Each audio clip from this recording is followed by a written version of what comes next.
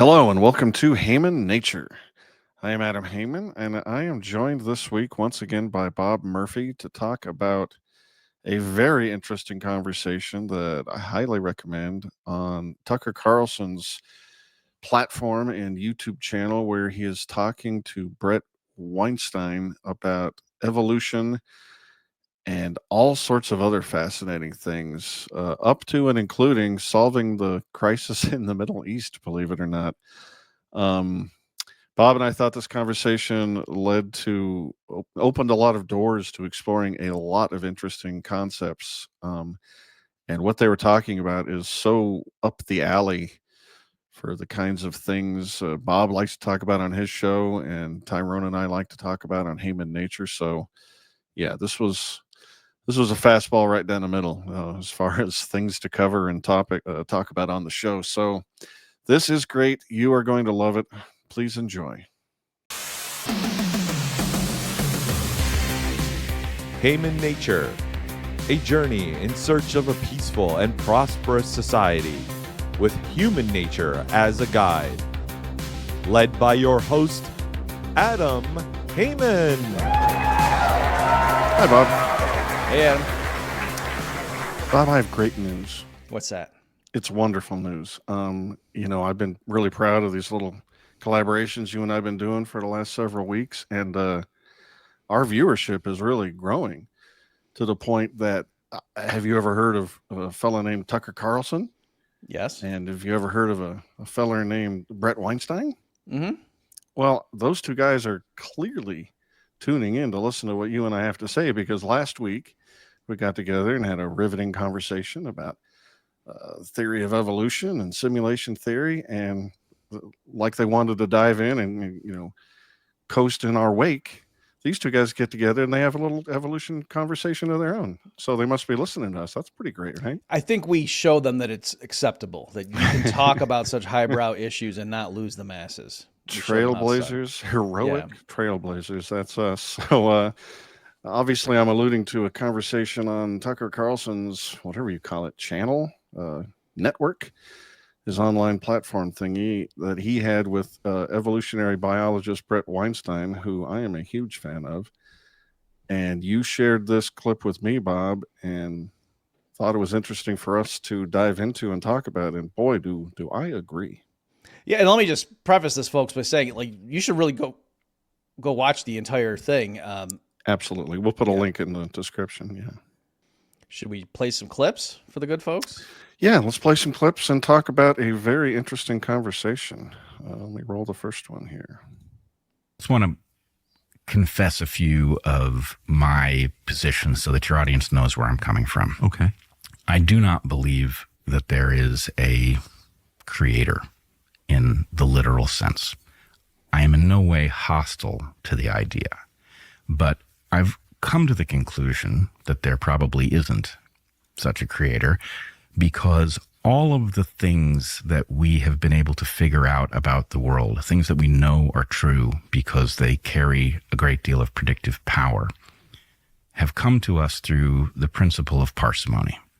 And I will clean up the principle of parsimony a little bit, because the way it was originally formulated is clumsy. But if we had access to all the information, then the simplest explanation for each pattern that we observe would be the correct one. Right. Simplicity is our guide to what's true. And for me, the problem with the hypothesis that there is a creator is that it answers one very difficult problem: where did the universe come from? At an expense that is vastly greater in terms of the assumptions, right? If the universe came from a creator, well, that simplifies one thing. But now we have to explain where that creator came from. And that's a much harder problem than explaining the universe itself. So as much as I agree, explaining the universe and explaining biology is difficult, it does not solve a problem to imagine that a creator is the answer. And even if there was one, well,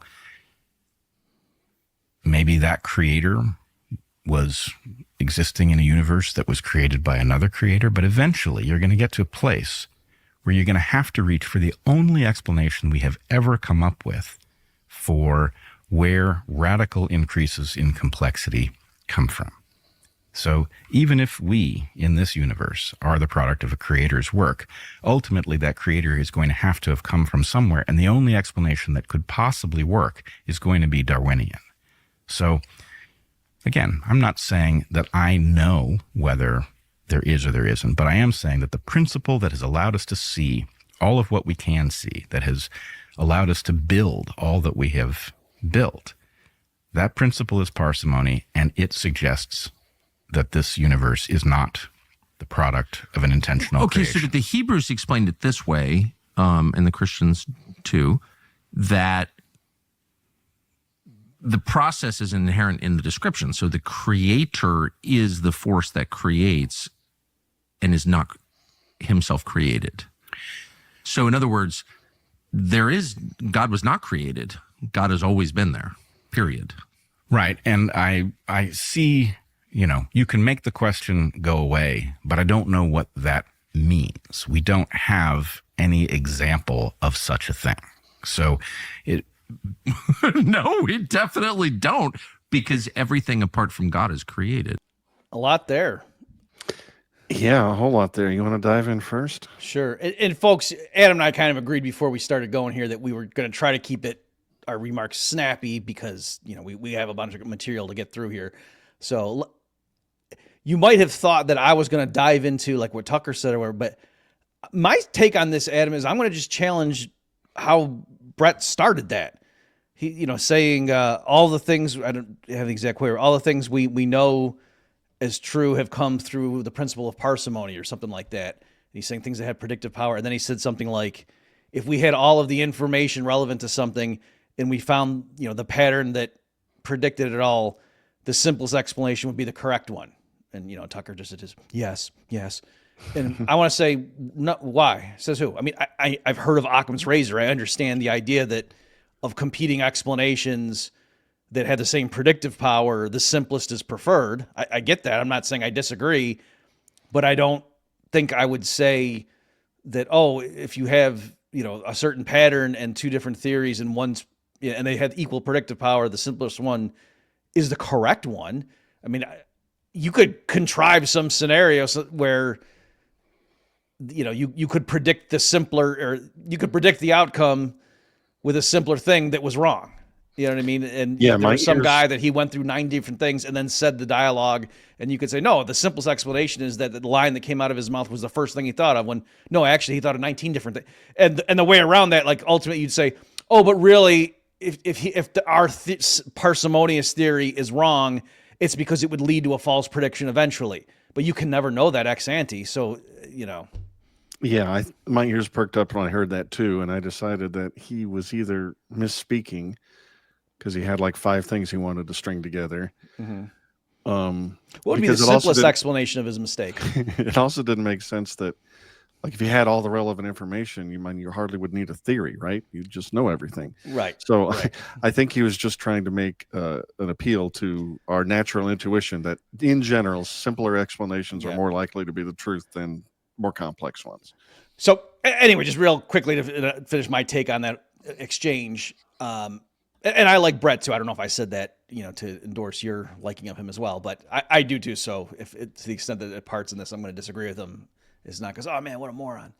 But him just flatly saying that, when I look at the empirical evidence of things in this universe and observations, I don't see any reason to suppose there's a creator, and that would really just sort of raise the question, or would beg it. I always forget how to use that phrase properly. Yeah. And to me, that would be like you come into some lady's found dead in her kitchen, and the cops come and the investigators, and she's got, there's blood smeared all over the place. It's, I hate this lady, and there's another term instead of lady, like written her blood on the thing, and they're looking around, and like the simplest explanation is she tripped. Because if we invoked that there was this other killer who, had hatred in his heart for her, and maybe as her husband, then that just raised the question, where did he come from? And then we got to explain him. But isn't it just start with what, you know what I mean? It'd be ludicrous there. And I'm saying, for example, all this stuff, and you can challenge this and say, well, no, we have, but prima facie, there's a lot of stuff about like the fine tuning of the universe, and the charge on an electron is in a very narrow band. And if it were one way or the other, then, molecules couldn't form the way they do, and life wouldn't be possible, at least as we know it, blah, blah, blah, blah. Right. I Anyway. didn't even notice that at the time, but you're right. I mean, simplicity is in the eye of the beholder, right? I mean, who's to say what explanation is more simple? And Tucker's response was just, well, yeah, I mean, everything was created except God. That's like by definition. Mhm. And at that point, you're like, well, yeah, but we don't understand. We don't have the slightest idea what that could even mean. And I fall more on Bret's side than you probably fall on the other.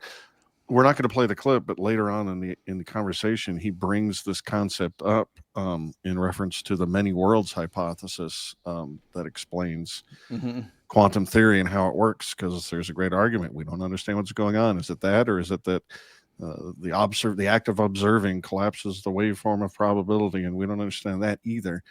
And he says, it's real simple. It's just a one-line thing to say, yeah, every time something could have happened one way or happened another, an entire universe is formed, and that solves all the equations. And that's simple to say, but what in the world would that even mean? Right. Millions and billions and infinite numbers of universes. What is that? Where? What are we talking about? And as I recall, Bret didn't like that, right? He recoiled from that, saying, no, he didn't like that at all. Yeah, and so I appreciated that part too, because that was my take too. That for people who are, hey, we can't just multiply entities, and we're like, that's another like part. You want parsimony. You can't just invent a bunch of unobservable, infinite number of alternate universes to explain the current one. Like, that's kind of nutty. And one of the things I love about Bret Weinstein is he stands right where I do, because in the face of that, which is, yeah, we don't know yet. There's many possibilities. A lot of them are bewildering to the point where we don't even understand what they could possibly mean. And we just don't know yet. We got to keep trying to figure it out. Yeah. I had one last comment on this. He did the move that I brought it up the last time you and I talked. Again, maybe I just said it and planted the seed, and then after he watched our performance, he couldn't help himself. Naturally. But did you catch him? I was jotting it down. He said something like, and we could, maybe this universe was created, but then they just raised the question, well, who created the God? And then he was created. And he said something like, it's not exactly, but that eventually you reach a place where the only possible explanation that could work is the Darwinian one. And so again, I want to say, okay, fine, but let's stop pretending we're empirical. If you're saying, if I just think about it, it's got to be Darwin, because what else could it be? Okay, just like, human action implies opportunity cost, but don't think you're out there measuring economic laws, because you're not. You just sit and think about it and realize it's got to be Darwin, because what else could it be? Because the way you're structuring it. And you're right, Adam, whereas Tucker's saying, well, the monotheistic traditions, the way they get out of that logjam is they just posit, no, there was this being that always existed, and he created all of the, the universes we know it and time as we know it. And so you say, well, who created God? And you say, nobody. God always existed. So not a contradiction, but you say, but I don't get it. And say, well, no matter what we do, we're not going to understand. It doesn't make any sense, but that's how they solve it.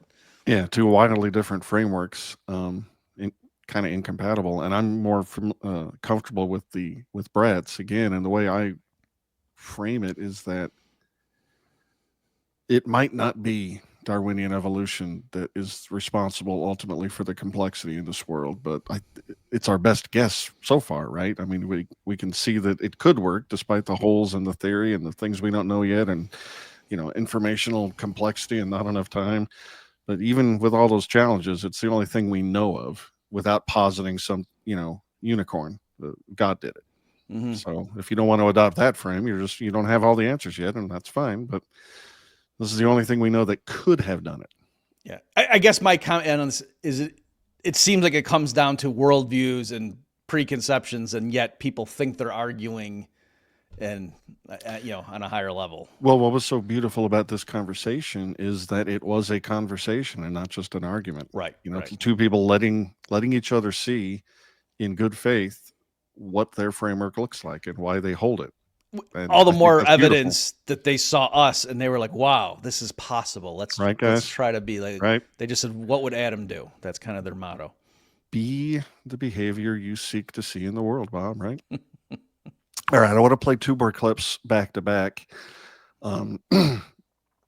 It's where they talk about supernatural being the only explanation for particular kinds of evil we see in the world. So look for that, and we're going to play just two clips back to back because there was some dead air, so to speak, in between. I should say, what I said on Rogan was like characteristically inarticulate and imprecise. And I don't have a problem at all with the idea that there's physical evolution, because I think there clearly is. My problem is with the question of the creation of all things. Mhm. And I don't think there's a better explanation or a more reasonable explanation that there's just a God that created everything. If you disagree, I'd love to hear it. But let me just say, of the question of religion being adaptive, so like one of the main modes of religious expression from the beginning of recorded history is human sacrifice, including, and it still goes on today around the world in various forms. And the idea that that's like necessary because population outstrips resources is not always true. Like there are tons of examples, including in modern day, lots of places, including the United States, where there's plenty of resources and people do it anyway. But it's the same story in every civilization, none of which could have had contact with each other that we know of. And there's kind of nothing that evolutionary biology can say about that. It's like it's not helping people at all, and they're doing it anyway. Well, I look at it differently. I mean, Okay. I see the same or a similar pattern. And my sense is in biology, when we see a complex, costly pattern that either re-evolves, spreads, or otherwise persists over a long period of time, we are forced to grapple with the question of what could its utility be. Exactly. And while I don't think we have a good hypothesis about the utility of human sacrifice, and personally, morally, I'm offended by it, as I'm Me sure too. you are. So is God, by the way. Nonetheless, like so many of humanity's worst attributes, we have to look at it and grapple with the evolutionary implications, that it does have some sort of a meaning. Believe in the existence of the supernatural. I've experienced it, I've seen it, it's real, it exists outside of nature, outside of all the laws that we think we're subject to, and it acts on us. And human sacrifice is one example of that. So that's my view. I'm totally convinced that that's true. I know that it's true. And so I don't know if there's room in the framework that you're describing for that fact. Well, what I think I did not articulate properly is I'm not arguing that a materialist scientific worldview that excludes the supernatural is a better way to live. One of the things I think atheists have done particularly badly, and one of the reasons that I don't call myself an atheist, is that there is no demonstrated case in which, an atheist civilization has thrived. In fact, we have many examples in which they have spectacularly collapsed. And in fact, the things that presently threaten our civilization include a great many, atheist ideas, like, you can just up and change your sex if you feel that you're trapped in the wrong body. There is no God but us. Right. So that program doesn't work very well, at least not as far as we've seen. I think that's true. So I'm not arguing that a belief... No, but I'm not even... No, I know that you think that, and it's obvious in how you live that you think that. Oh, there's so much there. Yeah. I particularly love right at the end where Tucker, acknowledges the grace of the way Bret lives his life. Mm-hmm. You say you don't believe in God, but I see you're, living and acting like a Christian. We share these beliefs. That's kind of great. Although he could have meant, I see you sacrificing people the way they did in Indiana. The last, not the last crusade. Temple of Doom was the second one, where a lot of human sacrifice going on in that one. The heart stayed beating outside of the man's chest, Bob. Oh, Nam Shiba. Oh, Nam Shiba. My younger brother watched that like every day after school. So like, I really know that movie well. Sure. That's the reason. Okay. There's so much there. I want to start with recommending to people, if you want to A, horrify yourself, and B, learn more about the history in humanity of human sacrifice and cannibalism, go check out Daryl Cooper's Martyr Made podcast for I think it's 3-episode series called Human Sacrifice and Cannibalism. Is he for or against? Because I've heard a lot about that guy. Is he apologizing for it? Is he a neo-cannibal? You want me to just jump to the end? You want to know if the Death Star gets blown up or not, Bob? Well, what he does is explain it, and I was surprised that Bret didn't have any kind of an evolutionary guess as to why this behavior has appeared in various places and various times. And if you listen to Martyr Made, he's got a few ideas, and I think they're probably right. Just to stop you, so I'm glad you had the same thing. That's one thing I wanted to ask you, if you took the same thing. So, folks, obviously we're playing just clips here. You may have thought, in the interest of brevity, we clipped out Bret when he went on for a 13-minute spiel about, what the evolutionary biologist said. And no, he didn't. I don't know if he just forgot, like he has a theory and just forgot, but he did not come back to and never. Yeah. He said, we do not have an explanation or something, words to that effect. So maybe it's just something he's never studied because it's disgusting. Hard to blame him. But there are things about tribes of human beings in dire situations where you can imagine them resorting to cannibalism and human sacrifice to help group cohesion. Scapegoats is one of them. I think that's kind of what the Salem witch trials was about a little bit. There's things about the perceived strength of your convicted. Enemy in a jury of their peers. Yeah.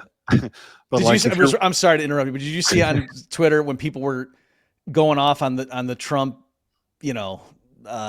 deporting people and sending them to El Salvador, and someone referred to it as a Salem witch trial, and they said, "See, so having a trial doesn't necessarily guarantee, Arguments are fun. They're fun to make. But anyway, you can imagine people who don't have,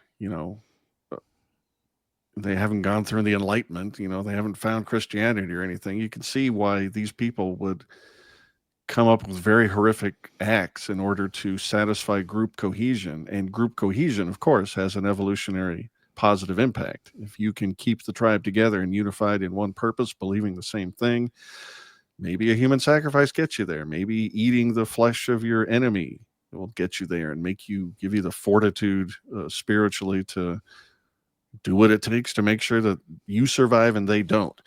I don't think it's that hard to postulate a reason why these things might have evolved as disgusting as they are, because group cohesion is one of the biggest reasons we got here, right?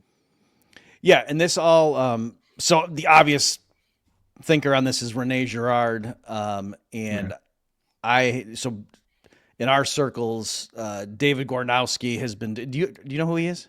Yeah, I had him on. Okay. Oh yeah. Okay, great. Yeah, I had him on my show a few times too. But yeah, he's the one that's popularized Girard's work, and right in layman's terms, yes, like scapegoat theory, and why is that a thing? And it's interesting. Because it seems pretty straightforward, sort of the cliche in the Arthur Miller, the Crucible kind of stuff about something bad's going on, and blame the minority. This is the popular thing about why the Jews were persecuted and whatever. You got some minority group that their ways are different from ours. Something's happening, and people are getting sick or whatever. Oh, they're doing something nefarious. It kind of focuses the community and gives you something to do to get together. But then what's interesting is in Girard's work, though, it's not just that. He said that what typically happens though is then later, like, so you grab the person and kill them, let's say, it's some sort of public ritual, but then after you kind of backfill the story and then give that person some kind of supernatural status. Yes. I guess, I haven't read Girard in the original. I'm just going off of what Gornowski's summary was. And, I read some other secondary stuff. But I think the idea was, it was partly to kind of us, to explain what we did, because it's kind of like after, like, oh yeah, we kind of just hanged that guy from a tree when, he clerally could not have been responsible for all those kids getting cancer. How could that even work? But Can I paint that yeah, in a little bit more? go Because I ahead. think we Go might ahead. have to do it here in a couple of years again. I think it was, if you listen to Daryl Cooper's podcast, he formulates this theory. Mm-hmm. It's like something happened in the group, if it's the scapegoat theory, that made them do just something terrible. You know, they got some wild hair up their butt and they did something horrible, or maybe they were fighting for no good reason and it was just getting really, really bad.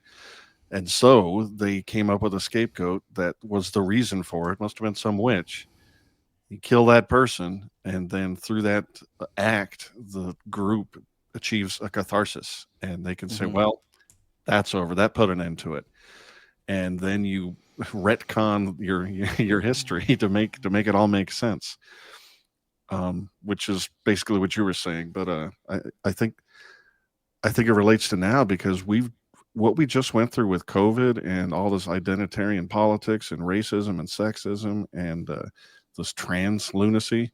I wouldn't be surprised if we need some huge moment of catharsis again to make it make sense why we just did what we did. Maybe they'll use Trump. Who knows? But I wouldn't. It makes sense that we are a culture in need of a scapegoat right now.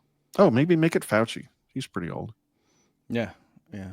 So, a couple more things. So clearly, just to address it with the religious aspect. So one way of viewing that, I mean, obviously the Mosaic law had ritual sacrifice of animals, and also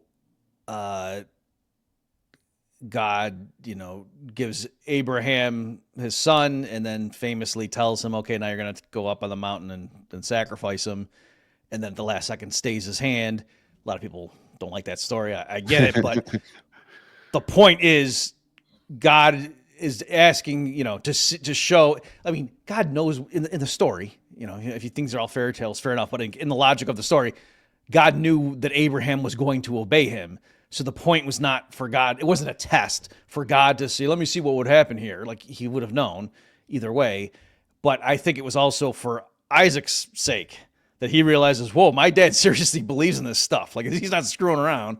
And then also, but the important point is, God stays his hand and then shows, okay, yes, so that's good. Yes, you should have been willing to give up your first, your son, not firstborn, give up your son for me. I don't ask you to do that, but you know what? I'm going to give up my son for all of you. Like that's, Christian. And then of course the big point is Jesus comes, he is the scapegoat. But that's what ends it. Like he's the sacrifice to end all sacrifices, right? So that's in the logic of, so there is something about humanity's fallen nature that they need to go kill some innocent thing to expunge their guilt. And the point was that wasn't working until Jesus came, and then boom, it's finished, right? So that's kind of the idea there. I have another thing to say too, Ed, but do you want to respond to any of that since I kind of just summarized two of the major religions of world history? So eloquently. Yeah. No, I think you're basically right, and I'm not a religious scholar in the slightest, but I think there's something about the Christ sacrifice story that makes it more universal than something you'd find in a more primitive tribe from an earlier age. It's making the thing, you don't have to keep doing it over and over. We don't have to keep throwing people into the volcano. This happened once, and it's universal for all man. Definitely see why that would be an upgrade. Yep. Okay, I got to read this. All right, so this is a real academic paper. This was published in the Review of Behavioral Economics 2014. The title is Human Sacrifice. The abstract. This paper develops a theory of rational human sacrifice, the purchase and ritual slaughter of innocent persons to appease divinities. I argue that human sacrifice is a technology for protecting property rights. It improves property protection by destroying part of sacrificing communities' wealth, which suppresses the expected payoff of plundering them. Human sacrifice is a highly effective vehicle for destroying wealth to protect property rights because it is an excellent public meter of wealth destruction. Human sacrifice is spectacular, publicly communicating a sacrificer's destruction far and wide. Further, immolating a live person is nearly impossible to fake, verifying the amount of wealth a sacrificer has destroyed. To incentivize community members to contribute wealth for destruction, human sacrifice is presented as a religious obligation. To test my theory, I investigate human sacrifice as practiced by the most significant and well-known society of ritual immolators in the modern era, the Khans of Orissa, India. Evidence from the Khans supports my theory's predictions. Okay, so that was what I thought was the best candidate for a satirical article that was actually written in earnest. That was from Pete Leeson of George Mason, and I don't often bring that up because there's a bit of a rivalry between like the Auburn Austrians and the GMU ones, and I'm afraid it would just look like I was, going ha ha.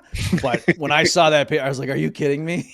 I hope. So, anyway, to all evidence suggests that I've encountered suggests he is dead serious about that, and there you go. So, anyway. Really, wow. But the thing is, I'll go ahead and play devil's advocate. Why are you surprised? You were just saying that there's theory. You know what I mean? It's just you disagree with his particular theory, perhaps. But anyway, Tucker wants to just say that's kind of nutty, and Bret and you want to say no. See, we can come up with, and Gerard can say no. There's reasons, and he's just giving a more economistic. I guess I'll withhold judgment until I read the entire article. Yeah, I will confess when I went and because when we were getting ready to what we're going to do, and I said, "Oh wait, I got to go grab Leeson's article." It didn't strike me as insane tonight when I reread the abstract as when I first encountered it. So I don't know if it's just because the novelty is worn off, but anyway, when I first read that, I thought this has got to be a joke. Like it's a really published paper. Yeah. 1 point for novelty is you just read it to me for the first time, and I thought immediately it had to be a joke. A couple quick things. Like if I could just stop, like if James Lindsay of the left, or do I repeat myself, were to do a hoax to discredit, right. George Mason economics, right. It would be that paper. Like what else could you possibly do? For sure. No doubt. I thought it was interesting that Tucker said we need supernatural and the concept of evil to explain human sacrifice because people do it even when there's no resource constraints. And if you listen to the Martyr Made podcast on the subject, it doesn't have anything to do with resource constraints. They're not killing people because they can't feed their babies. It's not an Irish potato famine sort of thing. Mm-hmm. It's, again, group cohesion in the face of a weird psychological schism that I think is the reason that it came up. So can I just ask you to understand Tucker's deal? So tell me if you think this is basically where he was coming from, to say something like, there's nothing rational about that, right? Like if it's oh wow, people keep dying from the cold. Well, we got to figure out a better way to build houses. It's not that you just start going around randomly killing people to alleviate our concern about too many people are dying from the elements. That doesn't make any sense. Why would that biologically be selected for? Like sure. You wouldn't see deer going around killing some of them because they can't find, well, I guess the food thing, population, but you're right. He's explicitly ruling that out, that it's not just a matter of we're killing off some of the weakest members so the rest can survive with limited resources. So there's that element that it seems irrational. Like, sure, if these people really are innocent, then what good does it do to kill them? But then also he's appealing to, there's something like satanic or, going on there. Like, it's not just a weird practice. Like the people think they're channeling something spooky. And so that's what he's saying. And I think that they are. Like, there really are dark forces, and that's really the best explanation of this. And you just to explain it by, well, no, gene selection and the blah, blah, blah, there's a mutation and propagates, and that's why these populations engage in sacrifice. Like, that doesn't make any sense to him. Do you agree that's what he was saying? For sure. I mean, and the story totally makes sense. I'd argue that the quote-unquote evil comes from deep in the recesses of the human psyche and not something defined as supernatural. But the difference between us and deer, there are many. They have lovely cloven hooves and can run fast, but they're also not a psychological species in the way we are, where we have really weird and deep psychological needs, especially when gathered together in groups, and it leads us to go insane from time to time. And I think this human sacrifice and cannibalism thing is one weird way that we keep coming up with to try and protect us from something worse. Hard to imagine what could be worse, but like extinction would be. Mm-hmm. And if you can't figure out a way to find a scapegoat and cohere the group into one organism that can cooperate, then you might lose to the tribe over the next hill. Can I ask you, I'm just curious your take. So from a Christian perspective, I now like the idea that, there's some malevolent force that misleads humans. And that's really the only way to understand history, because you might have thought over time, we just keep getting better and better. Like, you identify errors and you get better, that all these other things you would think war should keep dialing down. And I get how, the countervailing thing is technology gets better. And so, but then I also realize there are people making the argument that yes, things in general are better, like the rates of just petty crime and blah, blah, blah. And, humans are less violent on a day-to-day per capita basis now than in the year 1500, let's say. I think that's like the guns, germs, and steel guy makes that case somewhere. Yeah. And but now it's more publicity. Like, World War II was bad, but again, that's because of the technology and other forms of social control. It's not that the human impulse to harm others. Actually, it is way better now than it was in the year 1500. Like, where do you fall on that question? No, repeat the question again. The quick version. Do you version? think there's a sense in which humanity does keep getting better over time, and we just notice certain aberrations that can be explained as technology or whatever? I think we get greater visibility on our nature. I don't know if that translates into better over time.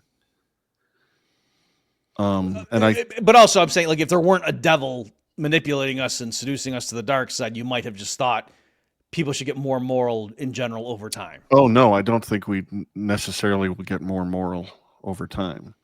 And a religious person would explain that by the fact that there is a supernatural evil always seducing us. Yeah. And I would explain it more the way the ancient Greeks would have. Like, I think it made sense for them to... Blame it on Pan? Kind of.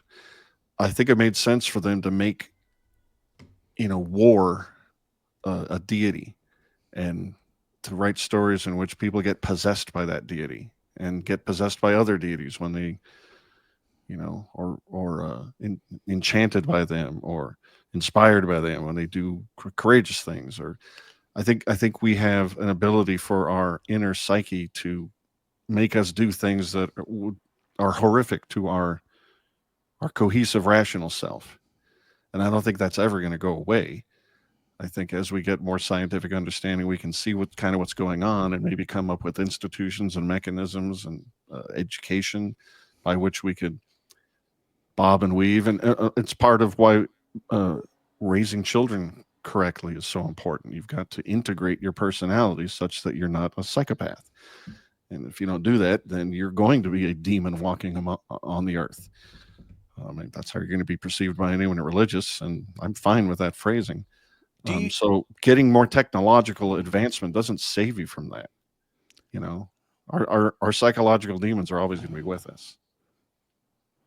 Okay, you have the clip in here too, where he's talking about the baseball game and being Adams. Yeah. Okay, all right. So I'll wait, because what I'm curious then is when you're saying, it's like the ancient Greeks said, and I made the joke, and then you're like, yeah, like.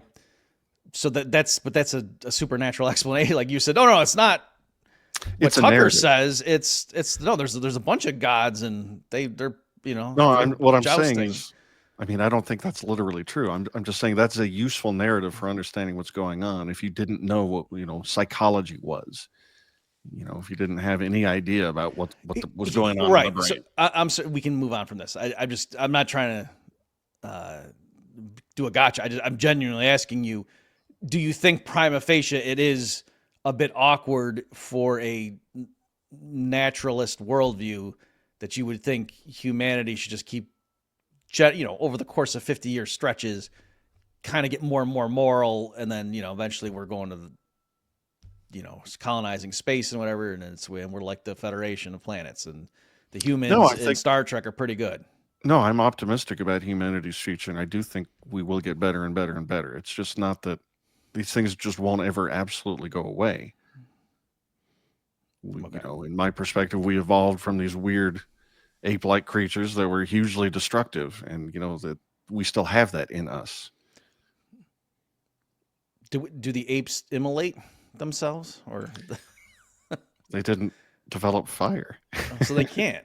So they can't. Yeah. All right, let's move on to the next clip, where he talks about the use. Bret Weinstein talks about the usefulness of religion. Basically, I love this clip a lot. So, without further ado, Get more focused on just like the reality of it. Like if there is no supernatural, then like what is all this stuff? Well, Like what's the other explanation? so I will tell you how I deal with the question Yes. personally, Yes. which is I have a category that I don't share with anybody as far as I know that I would call the metanatural, right? Which is sort of the advantage that comes from believing in the supernatural. I believe it all ultimately could be explained through a natural system in the same way you could explain a baseball game by thinking of all of the atoms in the baseball and the bat and the players. But that's a terrible way to think about baseball, right? It just doesn't, it's not functional. But yes, you could in principle do it. So I think that the belief in the supernatural is a much more efficient way of encoding hidden truths that you can't readily comprehend. So to give you one example, you might have a system in which you imagine that the misbehavior of your people, whoever they might be, is going to result in the anger of a God who will punish you with famine. Right. Okay, that would be supernatural. It's also true that if your people are busy betraying each other, that may threaten the harvest. In other words, your coordination in the planting of crops, the protecting of those crops, and the harvesting of those crops is dependent on whether or not people like and trust each other. And to the extent that they're backstabbing each other, it could very well result in starvation without the intervention of an intentional God. So to me, those two stories are the same story. How do you explain to people you really shouldn't misbehave because it could interfere with our coordination in a way that may result in us not having enough food to get through the winter? The answer is, God sees what you're doing and he's not happy about it.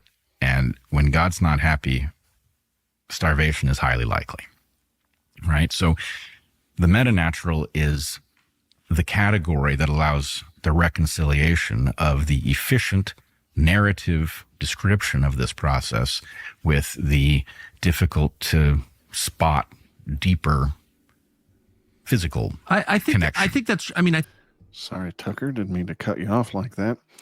Yeah, this is a concept I talk about all the time when I think about such things or speak about them with my friends. I don't know the word metanatural. I don't really like it, but I didn't have a word.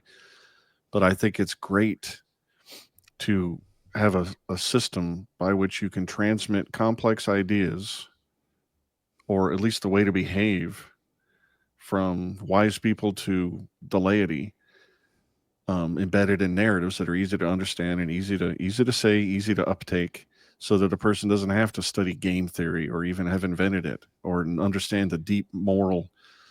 They don't have to have read Human Action to figure out why we need to cooperate and why it's bad to lie, and why harmony is better than, the quick fix of bopping a guy over the head and stealing his apple. You're never going to get more apples.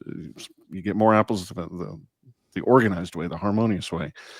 So I didn't have a name for that, but that's why I wish more people would go to church rather than less, even though I'm an atheist. I like people going to a room where every Sunday where a wise person will read from a book that has a lot of good wisdom in it and impart that to them, so that they don't have to study these things themselves. They can go out and just live their lives and have a nice, healthy nest of narratives that help them understand right from wrong. I love that. Yeah, that was also my favorite part of the clip. Let me ask, is that right in the same place where he talked about the baseball game? Or is that, do you remember we just heard about the baseball game. Did he say it? Yeah. Oh, wow. I was going off. Okay. Where were you, Bob? I was communing with Athena. Okay. A demon was whispering in your ear. No, Athena, not the Okay. demon. Minerva. So, so anyway, wow, that's funny. Okay, good. So that's Yeah, I love that and everything about it. What's interesting though, a few points here is he said, right, to paraphrase, we can explain the benefit of us of being honorable or whatever, and not betraying each other in terms of the underlying things about productivity and whatever, or you could just say, the God is mad at us and whatever. And so, of those two explanations, that they both kind of work. Which one's simpler? God's mad at us, right? So, according to his own criterion, that's the correct explanation. The other one's wrong, right? So, again, I'm just trying to show his original framing is a little bit off, right? You make a good point, but of course he would respond with something like, well, yeah, but then just pull back. And then we have to explain God, and that gets even more complicated to the point where a thing we can't possibly understand. Oh, okay, fair enough. Yeah, fair enough. Whereas my point was that they're both correct. It's not that the more complicated one is wrong. It's that it works in a different plane. He says it beautifully. He says these are the same story. Exactly. And this is what I'm going to say with the baseball game. It's when you say you could explain it with, molecules and blah, blah, blah. Right, but it's still correct to say it's a baseball game and the batter is up and number 8, struck out. Those are true statements. And so likewise, where I think what he was trying to do there was to say, well, see, yeah, Tucker, I get the way I explained the utility of religion. Like, clearly, though, Bret thinks, I don't think there actually is a God. And I want to say, but that, in his analogy, that would be like saying, it's not like there really are baseball players. It really is just molecules, but it's a very convenient shorthand to say it's as if there's another baseball team who's up and they're trying to win the game and there's only, 2 outs left and blah, blah. You get what I'm saying? Like it's not as if, or this is a good theory. It's like, no, it's correct. There is a baseball game going on here. But yeah, you're absolutely right. And it goes to underscore that this isn't a unification of minds. It's a meeting of minds. Yes. And that's fine. Yeah. So, because I love it. There's 2 quick things of again, I didn't know, I didn't have a term for it myself, but my thing with like prayer, does prayer work? And there's a weird sense in which like, well, God knows what you're going to pray for. So like, why would, God's going to change the universe? Oh, wait a minute. Jimmy here asked for, his leg to get fixed in time for the big soccer game. So I'm going to change the laws of fit. Like that is kind of goofy. Like, why do people say prayers? But on the other hand, I do think it makes sense. And also I think God designed the universe such that, like if a bunch of people really are thinking about you or whatever, that does ripple and it actually does change the course of history. Sure. And so, and also too, that's also why bad things like, I think it really screwed up the American public when those photos from Gitmo and stuff were coming out and when they saw what U.S. soldiers were doing. Abu Ghraib, yeah. Yeah, and it just, what I mean? I think that messed with people and like the bailouts and stuff. I think that just sent a message and screwed things up. And then another example, like I think if modern atheist scientists or skeptical scientists took a time machine back, they would have seen Moses going to Pharaoh and saying, or God says, let my people go. And that there were plagues, but they would have looked, and I forget the exact order, but it'd be like, oh no, there was some chemical change and it made the river turn blood red. But really, we can explain blood. And then because that changed, all the frogs started jumping out because they're like, what the heck is this? And then they brought a bunch of flies with them, and then the flies killed all the cattle and blah, blah, blah, blah. You know what I mean? They could explain it all the way, but yet, no, Moses was saying God's going to bring down these plagues on you. Anyway, in other words, they're both correct. Yeah. In other words, it is a baseball game.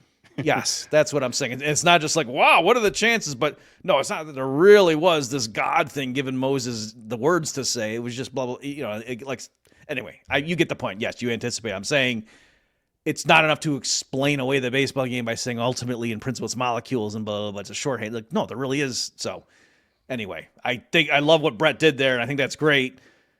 And I guess last thing I'll say, I understand too that is it Christopher Hitchens' point, or no, it's Ricky Gervais says it too, that clearly Bret thinks I can explain all kinds of stuff, even all the religions that you Christians think are all bogus, and I just apply that elimination technique to all of them, the N+1 and yours as well. Like so, you end up thinking one religion's right, I end up thinking 0 is right. I get that. Yeah. All right, let's move on. This next clip. Bret and Tucker edge up against the is-ought distinction in a really cool way. So Something we've also discussed. We're just yes, basically I'm telling you, they're catching up following to us. They're Yes. following us. My question is deeper. Why do we all assume that life is better than death? That kindness is better than cruelty? That it's better to pass on your genes than to go extinct? I mean, these are all moral judgments that seem impossible in the absence of a God. Well, I don't think they're impossible. I just think they're incredibly cumbersome. Well, they're arbitrary. Yeah. Well, yeah. I mean, you can say, well, I prefer one, but you can't say one is like absolutely better than the other. Says who? I think there's only one of them that's arbitrary. I mean, we're way off in the weeds and all of your... No, I think this is like central. Okay, well good. I'm glad you do. I don't think there is a robust analytical argument for why being alive is superior to not being alive. I think this is, and mind you, I am very committed to the idea that being alive is way better. Yes. And I'm intending to stay alive as long as possible and to help those I love do the same. So it's not that I'm confused about this, but analytically speaking, what is it about life that's superior to not life? Well, the answer is nothing, except you would expect a lot of creatures that are the product of a competition between those who were committed to living and those that weren't so committed to it. You would expect an accumulation of bias where we would all inherit the same analytical perspective, even though it's not grounded in the physical reality of the universe. So that one, the only point there is, I think that one is actually arbitrary. But once you agree that being alive is pretty great and beats the alternative, and you're going to get an infinite amount of the alternative anyway, so you might as well preserve the one space of being alive that you're going to get, right? Once you're there, well, then the answer is the rest of it follows, right? Why should you be honorable? Well, because actually it preserves your spot in the universe much better than... I get it. But then you're back to the practical analysis of it. Well, right. I mean, this is... But we can't elide past what you described as arbitrary, because it's the root of everything. Well, I agree. It is. Yeah. And I love this confusion, right? I think that being confused into thinking life is great, I mean, what else is there, right? So good. So the fascinating thing there, well, there's a couple of fascinating things. They think it's arbitrary whether life is better than death. Tucker says, Tucker is like a lot of religious people. Maybe you'll push back against this, but I think part of why he wants to believe in God is because he craves some kind of certainty. He's like, yeah, I mean, we have an intuition that murder is worse than not murder, but like, says who? Mm-hmm. It's ultimately arbitrary. He wants something of divine to say what's good and what's evil. And I think our species doesn't have access to that. We have to figure it out we have to figure these sorts of things out for ourselves. But what's weird is even Bret Weinstein says, yeah, it's totally arbitrary. But once you decide that you prefer life over death, then all these other things spin out from it. And I think that part's true. And I wonder, I got a theory I want to run past you, Bob. I think they could have used an economist here, because there is something about the concept of demonstrated preference that says that all life, every time it's presented with a choice to chooses life, 99.99999% of the time. And yes, there are exceptions, suicide in the case of pain and despair and other reasons. But isn't the vast accumulation of demonstrated preference proof that life is better than death? And when someone like Tucker says who? Well, the answer is says every living thing, for the vast majority of all living things across all time. That's who says who. Yeah, a lot in the clip, and what you just said. The way I thought, what I was going to invoke the need for an economist was what Bret said was very close to Mises' views on this stuff. That Mises, he's I think he might have used the term utilitarian, but he didn't mean it in a crude. I think like consequentialist would be more of an apt description of his view on morality. That it was very instrumental, and yeah, there was no such thing as like natural law. And he would even say like, yeah, nature, the law is the lion eats the zebra or whatever. It's there you go. But right, that the higher productivity of the division of labor, and that you need to maintain social bonds, and so everything follows from that.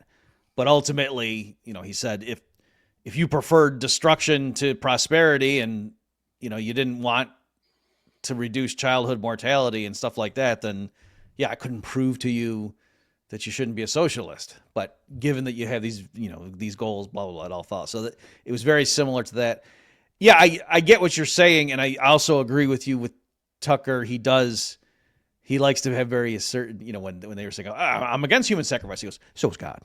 Yeah. And I mean, and I could just even see, like, if I were debating like tariffs or something with him, he'd be like, oh, the manufacturing base, it went away. Yeah. NAFTA was terrible. He would just say stuff with certainty. You'd be like, yeah, well, I can't argue It's with interesting. In the previous clip, not this one, he says that he totally gets how human nature, responds to our evolution, evolutionary pressure. He says he gets that, but he needs to invoke a God that started it all. I think that's, again, he craves certainty, and you don't get that. You're not going to get that without something as transcendental and divine as an almighty creator, an eternal creator. Also, I think Bret. So again, I think he was just being fair there, but I was wondering it too, and he said it, that yes, there is a sense in which you can't analytically prove that you should prefer to maintain your life than to let it expire, but that there's a reason, like, you have these proclivities, that's something a Darwinian I could easily give a pass to explain. Well, why should we want to stay alive? And like, duh, you know what I mean? Like, that's not hard to explain. And so anyway, actually, he does. Why should the lion go looking for food? Like, well, duh, like that's not a mystery. He does have an analytic reason, or at least a narrative for it. He says when he teaches evolution that the purpose of our genes is to throw them copies of themselves as far into the future as possible. Yeah. And well, what is that? To be clear, he said it real fast in the clip you just played. That he said something like, "We have this bias because," you know what I mean. But he almost acted like that would be cheating or so. So again, I get it. He was trying to be super fair and saying, if you give me that, then everything else does follow. There is a logical reason for it. Like, you can't rob banks. Why not? Well, because But then if somebody challenged and said, well, yeah, I get that I have these urges and I fear death, and if I'm in a tank filling up with water, I'm going to panic and do everything I can to get out, and that's biologically programmed into me. For sure. But strictly speaking, why couldn't I just go jump off a bridge intentionally? Like, why not? If I don't feel like, well, you can't prove to me that, no, I should. So I think that's what he was trying to get at. I want to unfairly... Can I just say, though, that there's something, though. You're right. You couldn't prove this in any sense, but I mean, if we looked out and we found that there were even just bacteria on Neptune, people would flip out. Like, scientists would be dancing in the street. That'd be so awesome. What a discovery. You got what I mean? Like, so there is a sense in which, and also too, from a materialist perspective, there's not something intrinsically different in the molecules that make up living cells than the things that make up, a slab of granite. You sound like Dr. Manhattan in The Watchmen.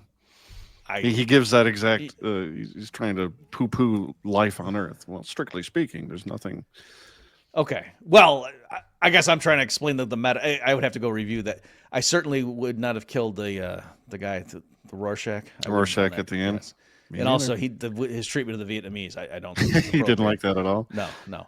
But anyway, But yeah, it's the combination, the way they're arranged, the pattern, whatever language you want to use, the emergent phenomenon is astonishing. And you get into biology textbooks about, like, what's the definition of life, and I forget, like, viruses are like kind of on the borderline. Is it alive or not? And it makes copies, but blah blah blah. But it hijacks.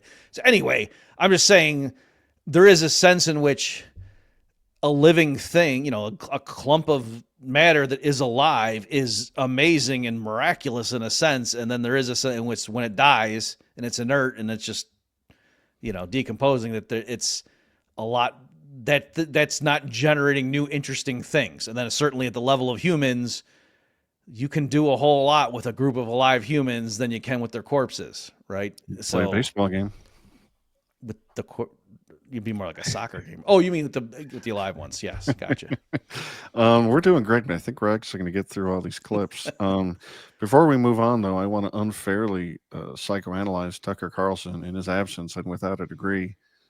He really, I think most of what he thinks is that craving for a bedrock foundation upon which to construct the things he believes. And one of the things holding him, like, he doesn't like the fact that our senses are faulty. I've heard him, not in this podcast, but in other ones. Our ability to reason is limited. You know, we're subject to error, and he hates that. He wants a bedrock set of truths upon which to act. And I think it's just important to understand, at least I think, our species needs to act in the face of uncertain information. That's how we were made. That's the environment we find ourselves in. And I think we do better when we understand that. It is interesting. I love how that's kind of your main thing. Yeah. And you're a poker player. I just love it. Yeah. Yep. It's like I was drawn to it, right? Chess is boring. All right. Well, it's about time we solve the problem in the Middle East. Let's think, do right? it. All right. We've got 3 short clips strung together here, folks, and I apologize, but there was a huge concept and it ranged over like 20 minutes. I don't want to play a 20-minute long clip, so I stripped out all the things in between. And please bear with us. This one's really good. We're getting ready for 3 in a row. Three, That's what we're doing? Okay. 3 clips in a row, back to back to back. Here we go. I believe the story that is playing out in the Middle East is one of what I call lineage. Here's where things get possibly a bit technical. In my field, we do not typically talk about lineages in the context of, let's say, humans. Typically, there are 2 camps in biology. There are the kin selectionists who believe in the importance of shared genes in terms of predisposing people to collaborate. And then there are the group selectionists who believe that altruism provides such a powerful advantage to people who put those things aside that actually it should dominate our discussion. And these 2 groups both view each other as foolish. I think they're both wrong for different reasons. And that the correct way to understand humans and their evolution involves 2 important realizations. One, that the kin selectionists are right about the importance of genes in predisposing people to cooperate with each other. But they do not understand that you can extrapolate well beyond named kin, right? Kin selection doesn't stop just because you lose track of your 5th cousin. That a population of people that can detect that they are closely related has reason to collaborate, genetic reason, even if they can't specify their degree of relatedness to each other. And that this has a lot to do with the way history has unfolded. That up until very recently, most history at the scale that we study it is a process of lineage against lineage violence and displacement, that populations displace each other from the earth because that's the way to accomplish the evolutionary goal. It's the same sort of drive as causes the sapling to reach for the sun. Right. Now, in human beings, we have a choice. That's not the only basis, that's not the only mechanism of competition that we can use. And in fact, the West, the modern West, is built on a different basis for collaboration. It's based on reciprocity. And the idea is, in the West, we agree to put our lineage level origins aside and to collaborate with other people because they have something valuable to bring to the table. We are caught in a tension between these 2 modes of collaboration. You've got the ancient mode, which involves lineage against lineage violence, in which, you can find this in the Old Testament. You can find it in the Quran, right? It's written in there, the rules of war and combat and how you are to view the enemy. They're outgroup, and you are to view them that way. And, effectively, they are treated as other. Or you can have a collaborative modality, and you see these two threads competing, in my opinion, inside the state of Israel. So really you're saying it's Old Testament versus New Testament. I am. Because the New Testament is universalist. And Jesus says this again and again, I'm here for everybody. It doesn't matter what your bloodline is. I'm here for everybody. And I'm also opposed to violence. And I'm going to show you that I'm opposed to violence, because when one of the disciples tries to use a sword against the guy who's arresting him to torture him to death, Jesus scolds the disciple for using violence, even then. So like those are one is Western, one is Eastern. Or whatever, whatever you want to describe those two hemispheres as being, but they're those are the two hemispheres, and it's in the same book. Right. Now, notice what just happened. I just described this to you in what I understand to be rigorous game theoretic biological terms, dry, dull, and boring, and you came back with the obvious rejoinder that actually, no, we have a narrative. We've actually got a name and a location and a description of this upgrade. And being told that there are only two sides. You're either with Israel or against it. And with Israel means on board for what's going on in Gaza. And with Israel means ready to attack Iran, right? By being forced into that category, we are missing the possibility that actually what should be happening right now is that America isn't always good at being part of the West. The West is an ideal. Sometimes we live up to it. Yeah. Sometimes we don't. But the right thing to happen at the moment, I believe, is for the West to try to bail the Middle East out of this us or them dynamic, to lead the way into this stable coexistence and ability to collaborate that's better for all of us. Not only is the upside very positive, but it avoids the massive downside of war in the Middle East, dragging the entire world back into the Old Testament and the Quran and lineage against lineage violence, which I really think ought to be our top priority. I agree completely. All right, ladies and gentlemen, Bob Murphy. We just heard Bret Weinstein, a famous evolutionary biologist, say that what is required is for Western civilization to help the Middle East and basically pull our planet away from the Old Testament and towards the New. In fact, he calls it an upgrade. And this is a scientist speaking to you. And the bizarre thing is, I'm convinced. Help me, Bob. What just happened?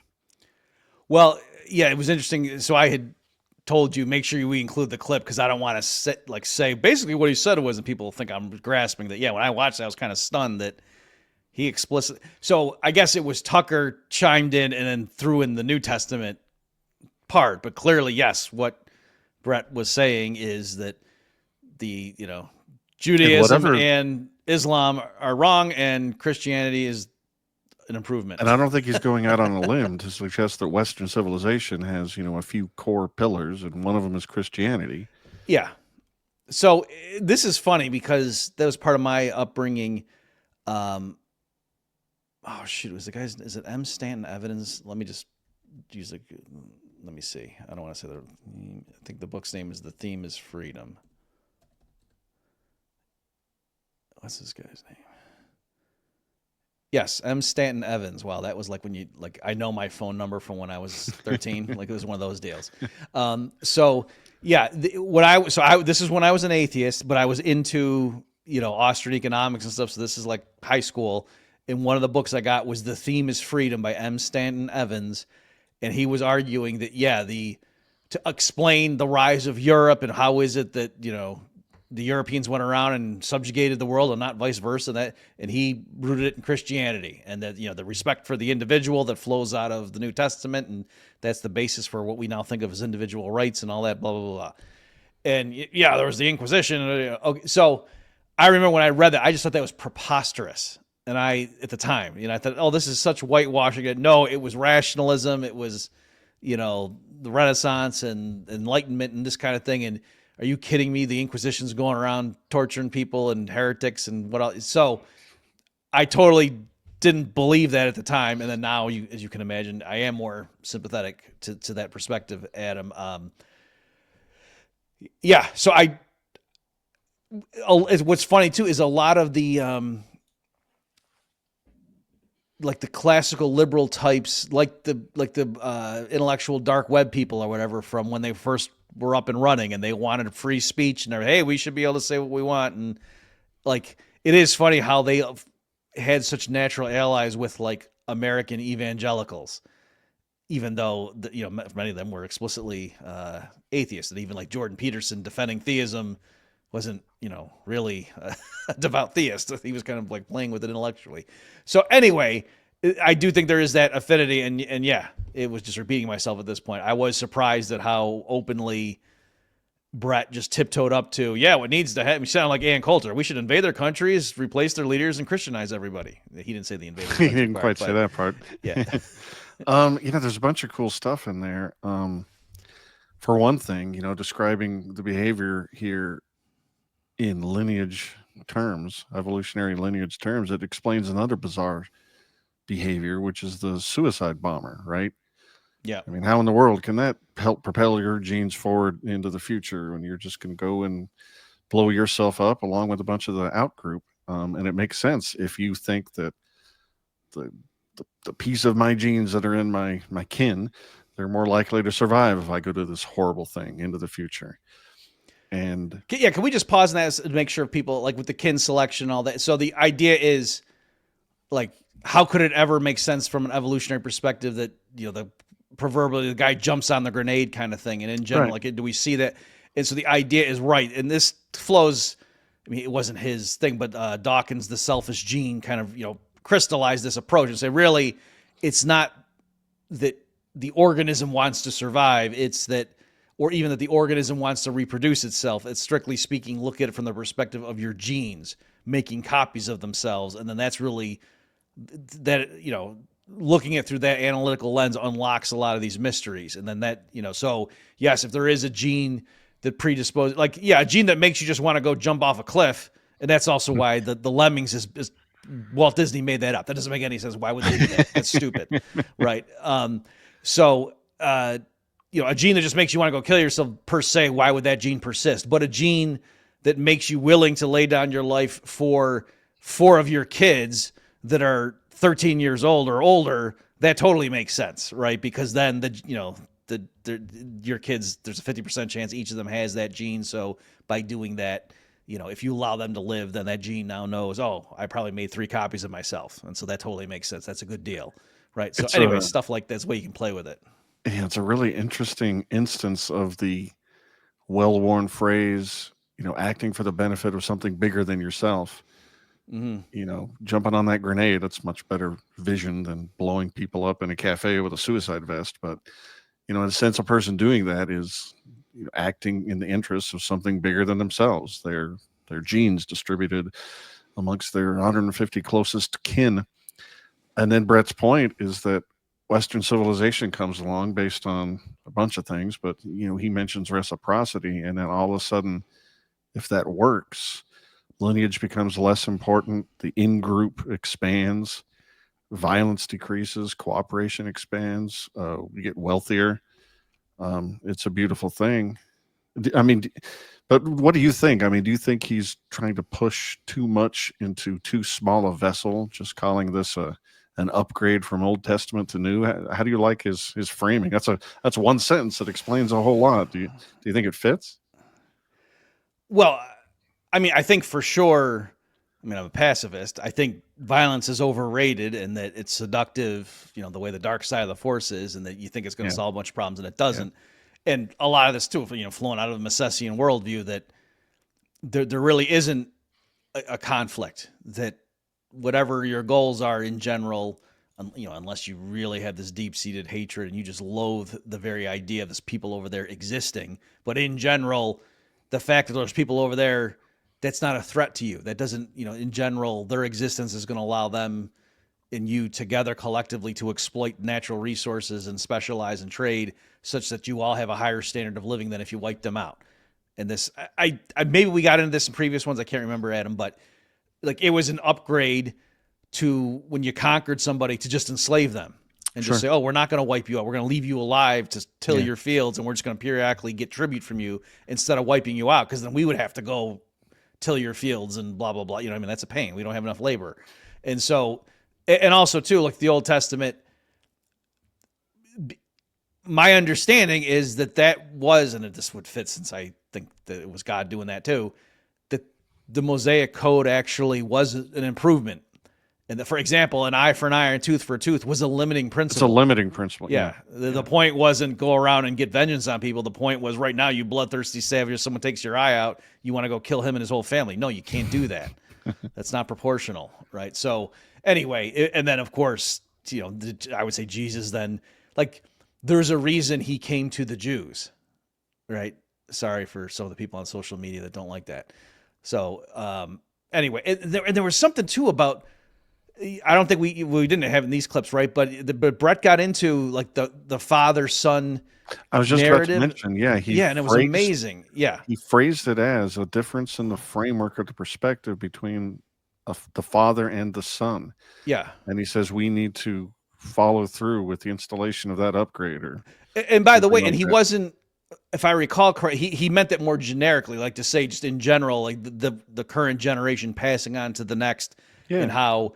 Yeah, like obviously the current generation has to raise the, helpless infants are going to die if the adults don't take care of them and stuff. But yet there also is a sense in which at some point the kids have to take over and we're going to do different things from what we were taught. But even though that legacy is important, and then when he's connecting this, I appreciated more too, Jesus walking around referring to my father, and like the Mosaic tradition. And yet there was a sense in which, Jesus fulfilled the law, but also there's a prima facie sense in which, you have heard it was said, love your friend, your neighbor, and hate your enemy. But I tell you, love him and bless him who curses you, and things like that. And so there was a sense in which Jesus was taking what, Moses had said and then upgrading it, for lack of a better term.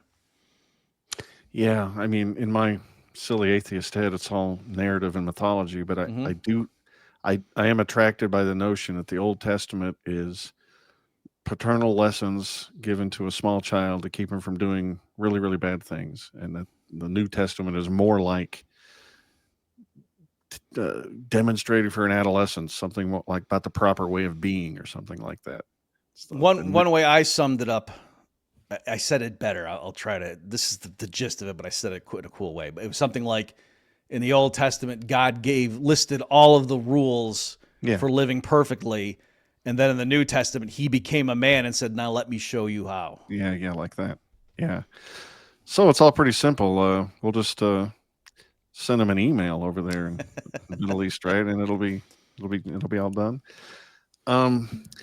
As we start to wind down, there were a couple other things I wanted to just quickly point out in the video that we didn't get to play. And again, I think this is well worth you just watching the whole 2 hour and whatever it is conversation. But I loved it when Bret Weinstein explained the virtue, evolutionarily speaking, of like small talk even.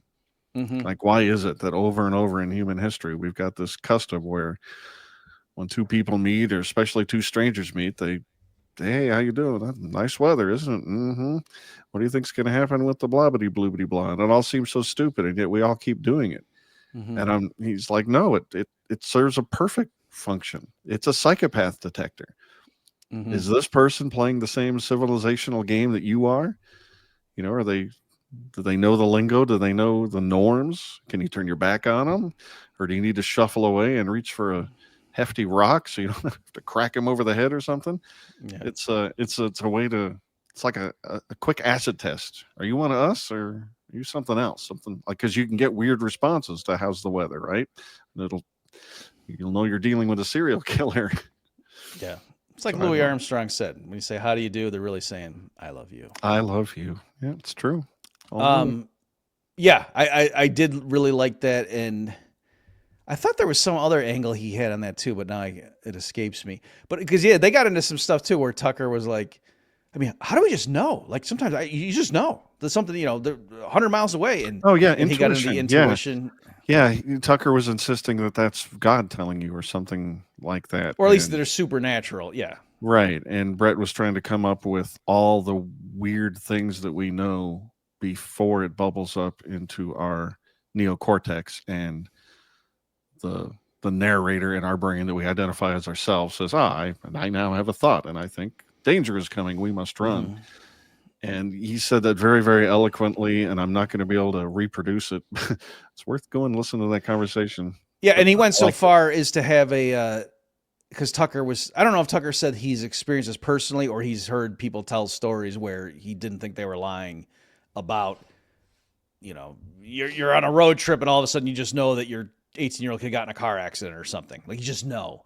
And then so Bret was trying to do like the naturalistic explanation about, like, oh, my wife knows me very well and we can be separated. And if I was supposed to check in with her and I didn't, then she can da-da-da. And Tucker was it was a bit contrived, but I did like what Bret was trying to do. Yeah, Tucker was fishing for ESP or something supernatural like that, and Bret came up with a admittedly contrived explanation of, yes, my wife knows me and my patterns perfectly well, and if X and Y and Z happened, she would know something is going on, even though there's no way in the world she could know. And yeah, I like that. I like to frame it as intuition better, just because that's one, I don't care about ESP.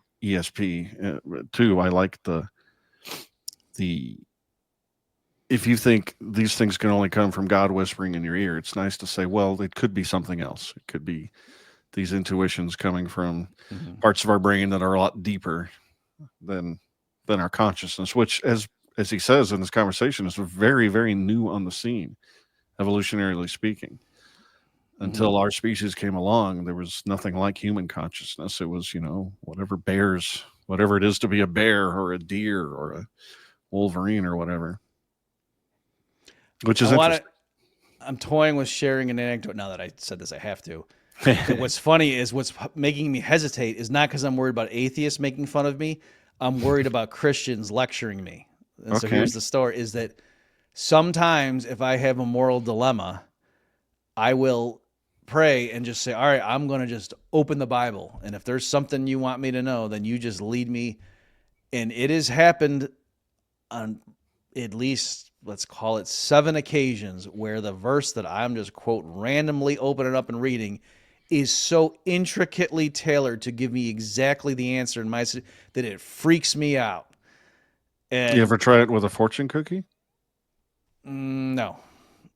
And so anyway, it's enough that I'm telling you it could, and it's not that, I do it every day and then I only remember the 7 times it works. It's not that either. Right. I got you. I do think, but let me just say, so to me, it's like, oh yeah, there's God, or you could say, well, no, Bob, because you've read the Bible and then you're subconscious. And I say, okay, but if I actually know the Bible and I actually can also, I'm such a card shark that I can open it to the passage without even trying and just boom, it's right there. You know what I mean? Because that's the thing too. Like, it's not just me knowing, really what I want is Leviticus 12. It's like, I have to know how to open the Bible. You know what I mean? Like so I'm saying if we really are capable of doing that stuff, and maybe we are, then okay, but isn't that what Bret was getting at? That you really have no idea what you're capable of in like the intuition and blah, blah, blah, and ESP. And it's just, that's one way of describing it. And there is a baseball game. It's not that there isn't a baseball game if we could explain it in terms of lower order things. And that's very cool. Anyway. I have 2 comments that are tangentially related. Well, I guess the first is pretty closely related. I do think that the Bible is such a text that, and it's, hyperlinked and a little repetitive. There's a decent chance, like, it would be really impressive if it was War and Peace. The fact that it's a Bible, there's probably a lot of useful phrases for whatever you were struggling with. And the second thing is just the value in an atheist perspective for prayer. I do think people are helped when they pray, because at the very, very least, even if there is no divine supernatural God helping you. You are focusing your will and your efforts and your interest. You change your perceptions by praying about something, like praying to hit the lottery or get a ride on a purple unicorn probably won't help. But if you pray to fix your relationship with your children and be better at your job, well, then you are reorienting your focus and your will and your perceptions to seek things, to see things that will help you in those endeavors in a way that if you didn't do that, if you didn't crystallize your aim, as Jordan Peterson would say, then you're going to continue blithering along and being blind to the things that could help you achieve your goals. So prayer is just focused thought, or even if it is only focused thought, it's very useful. Yeah. For example, I have a prayer group with some of the guys at my job, and it's a quick thing, and we do it. It has occurred to me, even if you didn't believe in that stuff. I mean, we all do believe, but there would be a function that, and certainly the other people, the company, like if they knew what we were doing, they should be glad we're doing that, because we pray for like, let's make sure we treat our clients right. You know what I mean? Like it's very useful if, do you know, like 30% of our workforce thinks there's this being that's watching over them, and if they get caught stealing, like the rest of their in-group is going to think you're a big hypocrite.